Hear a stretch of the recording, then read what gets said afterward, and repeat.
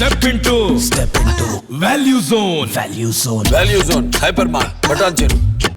మీరే చూసారండి ఇక్కడున్న మీరందరూ ఇప్పుడు నన్ను ప్రశ్నలు అడుగుతున్నా మీరందరూ కూడా మంగళగిరి వాసులే. నేను అందుకే ఇందాకన్నా 30-40 సంవత్సరాలు 50 సంవత్సరాల నుంచి లేనటువంటి అభివృద్ధిని 5 సంవత్సరాల 4.5 సంవత్సరాల కాలంలో నేను చేసి చూపించాను. నేను అందుకే అడుగుతున్నా, అటు వైఎస్ఆర్ కాంగ్రెస్ పార్టీ వాళ్ళని కానివ్వండి, టీడీపీ వాళ్ళని కానివ్వండి, వెళ్ళి చూడమనండి. నేను ఓపెన్ గా చెబుతున్నాను, ఏ బజార్కి వెళ్తారో, ఏ వీధికి వెళ్తారో, ఏ పేటకి వెళ్తారో, ఏ ఏరియాకి వెళ్తారో, నాడెలా ఉంది నేడెలా ఉంది చెక్ చేసుకోమనండి. ఎంత పని చేశామో, దానికి ఏమైనా నిధులు ఇచ్చారో అని కూడా చెక్ చేసుకోమని కూడా అడుగుతా ఉన్నా. ఎన్ని బాకీలు ఉన్నాము, ఎన్ని ఇబ్బందులు పడతా పనిచేసాము, ఇన్ని చేసినా కూడా నిధులు ఇవ్వలేకపోతే అంతదాకా ఎందుకంటే అతి ఇంపార్టెంట్ అయినటువంటి 2 బ్రిడ్జిలు, రేవేంద్రపాడు బ్రిడ్జి బ్రిటిష్ కాలంలో బకింగ్హామ్ కెనాల్ మీద కట్టారు. అదేవిధంగా తాడేపల్లిలో అనునిత్యం ముఖ్యమంత్రి గారు పయనించేటటువంటి హెలిపాడ్కి వెళ్ళేటటువంటి బ్రిడ్జి కూడా మరి అది కూడా బ్రిటిష్ కాలంలో కట్టింది. ఈ 2 బ్రిడ్జిల నిర్మాణానికి నిధులు ఇవ్వమని నేను గతంలో తెలుగుదేశం పార్టీలో దేవినేని ఉమామహేశ్వరరావు గారు జలవనరుల శాఖ మంత్రిగా పనిచేసేటప్పుడు, అప్పుడు నేను ప్రతిపక్షంలో ఎమ్మెల్యేగా ఉన్నప్పుడు 2 సార్లు స్వయంగా లేఖలు రాసి వెళ్ళి ఆయన కలిశాను కూడా. ఆయన అన్నమాట, మా దగ్గర నిధులు వారికి మేము ఇవ్వలేమని అన్నాడు స్పష్టంగా. మేము ఈ నియోజకవర్గ ప్రజలకి మేము హామీ ఇచ్చాము ఎన్నికల టైంలో, ఖచ్చితంగా రేవేంద్రపాడు బ్రిడ్జి, ఈ తాడేపల్లి బ్రిడ్జి బకింగ్హామ్ కెనాల్ మీద కడతాము అని చెప్పేసి. ఎందుకంటే రేవేంద్రపాడు బ్రిడ్జి అది కనుక ఏమన్నా ఇబ్బంది అయితే మరి అటు కొల్లిపర మండలం నుంచి కానివ్వండి, తాడేపల్లి దుగ్గిరాల మండలం నుంచి విజయవాడ వచ్చే వాళ్ళందరికీ కూడా అసలు ఇక రెండో దారి లేనే లేదు. అలాంటి బ్రిడ్జిని మనం పునర్నిర్మించాల్సినటువంటి అవసరం ఉందని ఎన్నిసార్లు ముఖ్యమంత్రి గారి దగ్గరికి వెళ్ళాము, ఎన్నిసార్లు నేను రాసినటువంటి లెటర్ల ద్వారా ఆయన కోరుకున్నాను.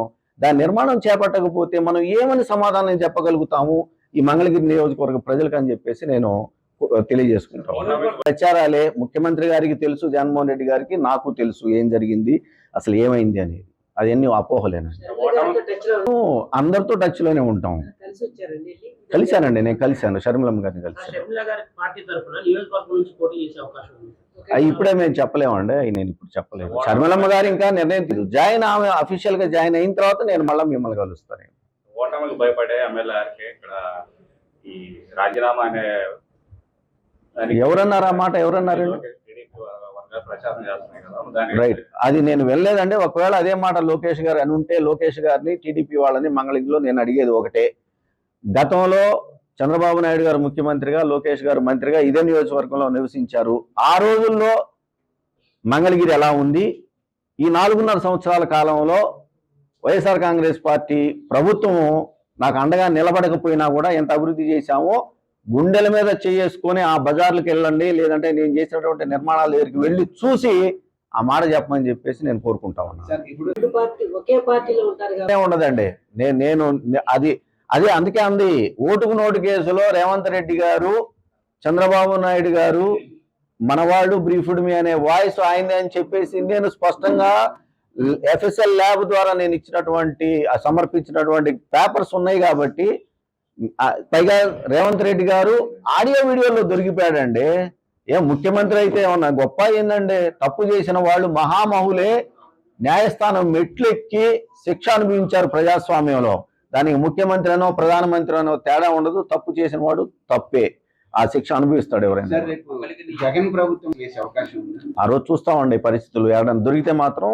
అదే అంటుంది, ఎవరైనా తప్పే. నేను చేసిన ఇది ఎక్కడైనా తప్పు ఉంటే తీయండి, ఇదిగో నేను తప్పు చేశానని నిరూపించండి, నేను దానికి బద్దుడినై ఉంటాను. మీరు చేసిన తప్పే, నేను చేసిన తప్పే, ఎవరు చేసిన తప్పేనండి.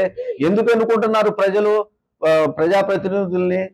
మమ్మల్ని పరిపాలించండి, చట్టబద్ధంగా చేయండి అని చెప్పేసి పరిపాలన చేయమన్నప్పుడు ఈ దోపిడీలు ఏందండి ఎందుకు వస్తాయి? అలా చేస్తే అందుకే కదా, అలా చేయకూడదని వాటిని కట్టడి చేయడానికే కదా న్యాయస్థానాలు, చట్టాలు ఉన్నాయి. సార్, మంగళగిరిలో మీరు ఎమ్మెల్యేగా ఉన్నప్పుడు కొన్ని పనులు చేశారు, కోనేరు లాంటిది కావచ్చు, చేనేత అవి నత్తనాటకం నడుస్తున్నాయని చెప్పేసి వాటిని అందరూ సమర్థిస్తారు. పక్కకి వెళ్ళిపోయినా కూడా నేను ఆ అధికారులను కోరుకుంటానండి వాటిని కంటిన్యూ చేయమని. నాకు తెలిసి చేనేత బజార్ అయిపోయింది, త్వరలోనే దాన్ని ఓపెనింగ్ చేసుకుంటారు. నేను కమిషనర్ గారిని వ్యక్తిగతంగా కలుస్తాను. కోనేరు కూడా మీరు అంటే కోనేరు వాస్తవంగా ఏమైందనేది మీరు చూసారండి. ఒక కమిటీకి ఎండోమెంట్ అధికారులు దాన్ని రిఫర్ చేయటం వల్ల ఆ కమిటీ 2-3 నెలలు టైం తీసుకుంది. ఎక్కడైతే పిడుగుపడి అది దెబ్బతిందో అక్కడ మళ్ళీ తిరిగి మెట్లు నిర్మించాలి అంటే ఎలా ఆ మెట్ల నిర్మాణం కొనసాగించాలనేది అనేది ఒక రిపోర్ట్ రావడానికి 2-3 నెలలు టైం పట్టింది. ఆ రిపోర్ట్కి అనుగుణంగా పనిచేయడానికి కాంట్రాక్టర్ దొరకడానికే మాకు 5-6 నెలలు పట్టింది ఆ రోజుల్లో. ఇవాళ ఆ కాంట్రాక్టర్ పని కూడా చివరికి నాకు నిన్న కూడా నేను మాట్లాడుకుంటానే ఉన్నాను వాళ్ళతోటి ఎంతవరకు వచ్చిందని. లాస్ట్కి వచ్చేసరికి ఇంకో 3-4 హోల్స్ వేయాలని చెప్పేసి అంటా ఉన్నారు. అది అయితే వెంటనే ఆ నిర్మాణం మెట్ల నిర్మాణం కూడా కొనసాగుద్ది. ఇవన్నీ కూడా ఈ పనులు బిగినైనటువంటి పనులన్నీ ఇవన్నీ కూడా ఖచ్చితంగా ఎవరైనా కొనసాగించాల్సిందే, కొనసాగిస్తారని చెప్పి నేను భావిస్తాను. లేదు ముందు షర్మిలమ్మ గారు చేరితే మాత్రం నేను షర్మిలమ్మ వెంటే నా పయనం. పార్టీ పక్కన ఫాలోవర్స్ అందరికీ ఒక వ్యాక్యూమ్ ఫామ్ అయింది, మమ్మల్ని నట్టెంట ముంచి వెళ్ళిపోయారు ఆర్కే గారు అనేది అది కరెక్ట్ కానే కాదు. ఎందుకంటే అంటే నా దగ్గర ఉన్నటువంటి నా చుట్టూ ఉన్నటువంటి వాళ్ళందరికీ తెలుసు మేము గత 2 సంవత్సరాలుగా మంగళగిరిలో ఏమేం పనులు చేస్తా ఉన్నాము, ఎన్ని ఇబ్బందులు పడుతున్నాము, ఎన్ని బాధలు పడతా ఉన్నాము, అయినా కూడా మాకు ఆర్థికంగా అండ దొరకలేదు అనేది ప్రతి ఒక్కరికి తెలిసినటువంటి మాట అయితే. అదే చెబుతా ఉన్నానండి, నేను అవన్నీ ఎక్కడికి పోవండి, ఎందుకంటే బిల్లులు చేసినవి వాళ్ళకి ఉంటాయి.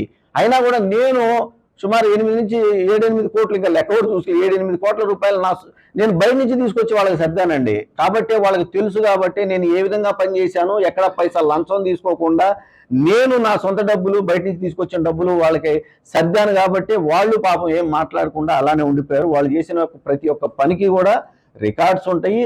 ఇవాళగా రేపైనా బిల్లులు వస్తాయి. లేదంటే కొంతమంది గతంలో పనిచేసుకొని బిల్లులు రాకపోతే గౌరవ న్యాయస్థానాలకు వెళ్ళి న్యాయస్థానం తీర్పుల నుంచి బిల్లులు తెచ్చుకున్నటువంటి పరిస్థితులు కూడా ఉన్నాయని చెప్పేసి నేను తెలియజేసుకుంటాను. ఇప్పటికి కూడా ఏమంటే ఏ రాజకీయ పార్టీకైనా కూడా న్యాయ నిర్ణేతలు ప్రజలండి. తెలుగుదేశం పార్టీ పనిచేయలేదు కాబట్టి తెలుగుదేశం పార్టీని ఆ రోజులు 2019లో ఇంటికి పంపించారు. 23 సీట్లకే పరిమితం చేశారు. కేవలం 3 పార్లమెంటు స్థానాలకే పరిమితం చేశారు. రేపొద్దున ఈ రాష్ట్ర ప్రజలు వైఎస్ఆర్ కాంగ్రెస్ పార్టీ పనిచేయలేదని అనుకుంటే ఖచ్చితంగా అదే పరిస్థితి తిరిగి వైఎస్ఆర్ కాంగ్రెస్ పార్టీకి రాదు అని చెప్పేసి ఎందుకు అనుకోకూడదండి? మీరేమో అభిప్రాయపడుతున్నారు? చెబుతాము నేను ఏదో ఒక పార్టీలో చేరిన రోజు నా అభిప్రాయాన్ని ఖచ్చితంగా నిక్కచ్చిగా చెబుతా, ధైర్యంగా చెబుతాను. జగన్మోహన్ రెడ్డి గారే సమాధానం చెప్పాలి. నేను అందుకే అన్నా, ఇందాకే అన్నా, నేను రాజకీయాల్లో నేను రాజశేఖర రెడ్డి గారి కుటుంబాన్ని వదిలిపెట్టను. నేను రాజశేఖర రెడ్డి గారి మనిషిని, రాజశేఖర రెడ్డి గారి భక్తుడిని, నేను రాజశేఖర రెడ్డి గారి అభిమానిని. నేను అంటే ఇప్పుడు మిమ్మల్ని భవిష్యత్తులో మంగళగిరి ప్రజలు ఎలా చూడబోతున్నారు? ఒక పార్టీ కార్యకర్తగా చూడబోతున్నారా, ఒక నాయకుడిగా? చూద్దామండి. ఎందుకంటే నేను ఇంకా ఏ పార్టీలో చేరలేదు అఫీషియల్గా. నేను చేరాలి అని అంటే షర్మిలమ్మ గారితో నా రాజకీయ భవిష్యత్తు ముడిపడి ఉంది. షర్మిలమ్మ గారు తీసుకునేటువంటి నిర్ణయానికి అనుగుణంగా నేను నిర్ణయాన్ని తీసుకుంటాను. కాబట్టి ఆ రోజున ఆ పార్టీ తీసుకునే నిర్ణయాలకి అనుగుణంగా నేను పనిచేయాల్సి వస్తుంది. కాబట్టి ఖచ్చితంగా నేను ఆ రోజున ఏ నిర్ణయం తీసుకుంటానో ఆ నిర్ణయానికే పనిచేస్తాను. ఇతర పార్టీల నుంచి వచ్చారండి, చాలామంది అడిగారు. అయినా కూడా నేను వాళ్ళు నన్ను అడిగిన దానికి నేను గౌరవప్రదంగానే చెప్పాను. నేను రాజశేఖర రెడ్డి గారి మనిషినండి, రాజశేఖర రెడ్డి గారి కుటుంబంతోనే ఉంటాను. షర్మిలమ్మ గారు ఏ నిర్ణయం తీసుకుంటే ఆ నిర్ణయానికి అనుగుణంగా నేను పనిచేస్తానని చెప్పానండి.